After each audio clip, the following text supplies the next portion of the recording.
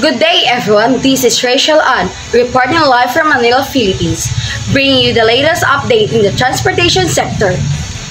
In a recent announcement with the Philippine government, plans for the modernization of public transportation system have been unveiled.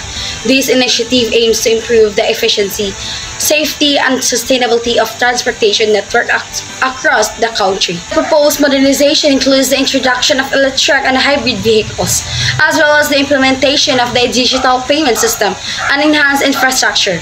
These changes are expected to alleviate traffic congestion and reduce air pollution in major urban centers.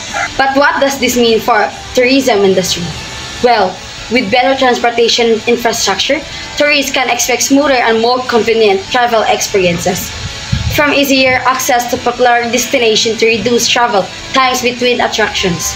The modernization of transportation system is set to enhance the overall tourism experience in the Philippines. Additionally, the shift towards greener modes of transportation aligns with global sustainability efforts, making the Philippines an even more attractive destination for eco-conscious travelers. That's all for now on the transportation front. Stay tuned for more updates. Reporting from Manila, I'm Rachel Ann. Back to you.